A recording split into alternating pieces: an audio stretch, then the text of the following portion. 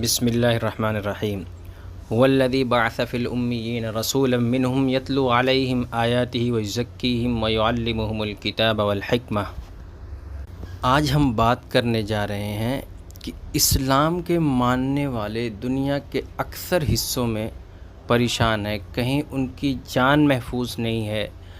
کہیں مال محفوظ نہیں ہے، اور کہیں وہ اپنے مساجد و مدرسے کی حفاظت نہیں کر پا رہا ہے۔ اس کے پیچھے سب سے بڑی وجہ کیا ہے؟ اس کے پیچھے جو سب سے بڑی وجہ یہ ہے،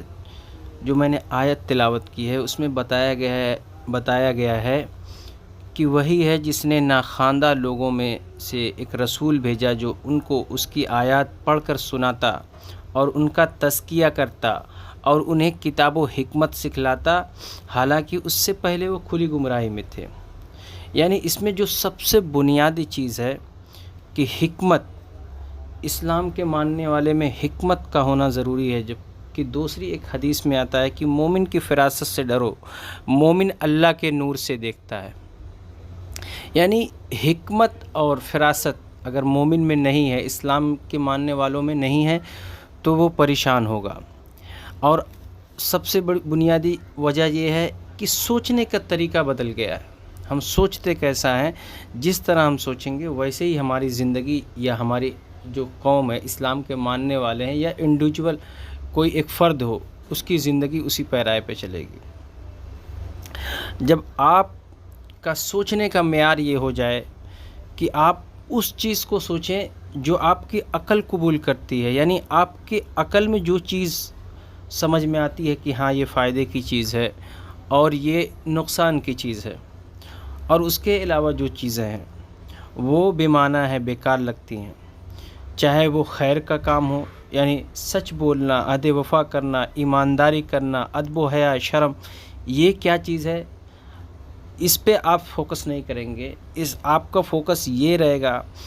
کہ اپنی خود غرضی، اپنا ذاتی فائدہ کیسے کمانا ہے، یعنی آپ کے سوچ کا پورا دار و مدار اس چیز پہ رہے گا، آپ کی 90% صلاحیت اس چیز پہ خرچ ہوگی کہ آپ پیسہ کیسے بنائیں، آپ کیسے جو ہے آگے بڑھیں۔ تو نہ آپ آگے بڑھ سکتے ہیں اور نہ جو ہے اپنا بھلا کر سکتے ہیں، نہ قوم کا بھلا کر سکتے ہیں۔ ہماری ترقی اور اسلامک اصول دونوں ایک دوسرے کا مرکب ہے، یعنی ایک کے بغیر دوسرا چل ہی نہیں سکتا۔ یعنی اگر ہم اسلامک اصول کو چھوڑ دیں یا ہم صرف ترقی کو کریں اور اسلامک اصول چھوڑ دیں، یا اسلامک اصول پہ چلیں لیکن کام ہی نہ کریں، بالکل علم حاصل نہ کریں، دنیاوی علم نہ حاصل کریں، تو اس کے بغیر چل ہی نہیں سکتا۔ اگر ہمارے سوچنے کا طریقہ یہ ہے کہ ہم اپنی ساری صلاحیتوں کو، یعنی مالی صلاحیت اور علمی صلاحیت کو اپنے خود غرضی کے لیے، اپنے کمفرٹیبل کے لیے، اپنی آرام و آشائش کے لیے لگائیں گے تو ہم بہت سکسیسفل ہو جائیں گے، تو ایسا نہیں ہونے لگا، کیونکہ جب آپ کی اسلامک پہچان ختم ہو جائے گی تو نہ آپ کا مال رہے گا، نہ آپ کی زمین و جائیداد رہیں گی۔ ہمارے لیے ضروری ہے کہ ہم حکمت اور فراست کو سیکھیں اور یہ دیکھیں کہ اسلامی تاریخ میں مسلمانوں نے، اسلام کے ماننے والوں نے کیا عمل کیا جب ان کے اوپر مشکل حالات آئے۔ اپنی تاریخ کو ذرا پڑھیں اور علم کو جانیں کہ کیسے مسلمانوں نے علم حاصل کیا، کیا کام کیا ہے، مطلب ان کی کیا خدمات ہے علم کے تعلق سے۔ جیسا کہ ہمیں اور آپ کو پتہ ہونا چاہیے ابن سینا کون تھے، عمر خیام کون تھے، البتانی کون تھا، خوارزمی کون تھے، جمشید الکاشی کون تھے، جنہوں نے میتھمیٹیکل سائنس پہ کام کیا، الجبرا پہ کام کیا، ٹریگنومیٹری پہ کام کیا، یہ ہمارے کام ہے۔ اور اس کے بعد خالد بن ولید کون تھے، صلاح الدین ایوبی کون تھے، محمد فاتح کون تھا، انہوں نے کیسے کام کیا، ذرا تاریخ کو پڑھیں۔ تو آپ اپنی تاریخ کو پڑھیں گے تو آپ کو حوصلہ بھی ملے گا اور جانکاری بھی ملے گی کہ مشکل حالات میں کام کیسے کرنا ہے، کیسے مقابلہ کرنا ہے۔ آج کے حالات پہ بھی ہماری نظر ہونی چاہیے۔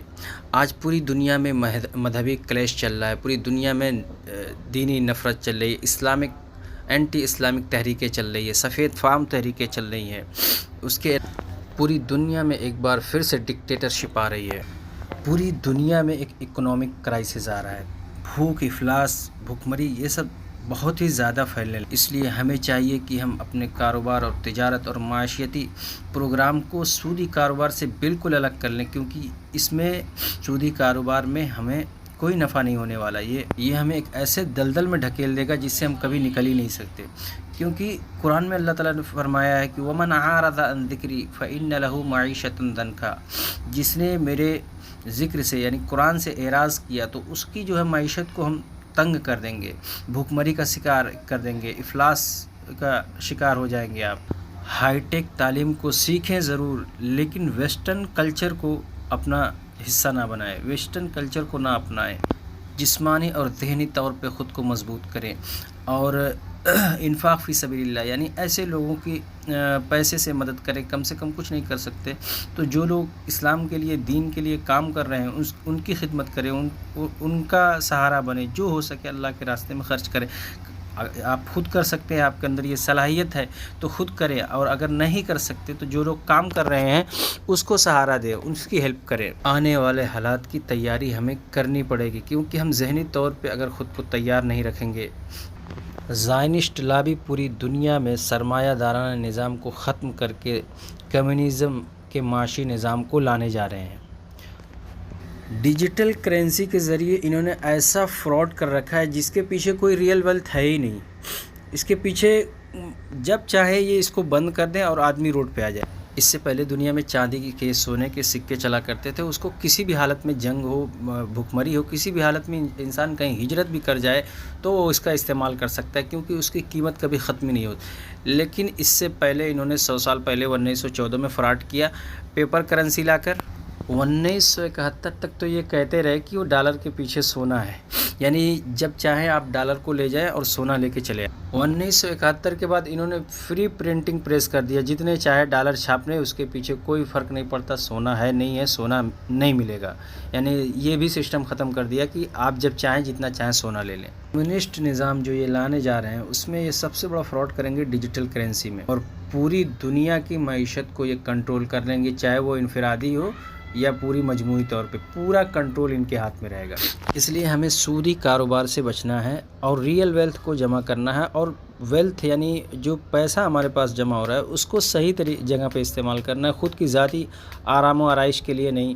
وہ ہمیں خرچ کرنا ہے اپنے دینی نظریے کو مضبوط کرنے کے لیے، اور بچنا ہے حرب من اللہ و حرب من الرسول، یعنی اللہ اور اس کے رسول سے جنگ کرنا، یعنی سودی کاروبار کرنا ایسا ہی ہے جیسے اللہ اور اس کے رسول سے جنگ کرنا، اور پیسے کو خرچ کرنا ہے انفاق فی سبیل اللہ میں، یعنی اپنی تہذیب کو، اپنی ثقافت کو، اپنی مسجد اور اپنے مدرسے کو بچانے کے لیے پیسے خرچ کرنے ہیں۔ خود ہم نہیں کر سکتے، ہماری صلاحیت اگر نہیں ہے تو جو اس کے لیے کام کر رہا ہے اس کو پیسے دینے ہیں۔ آخر الدعوانا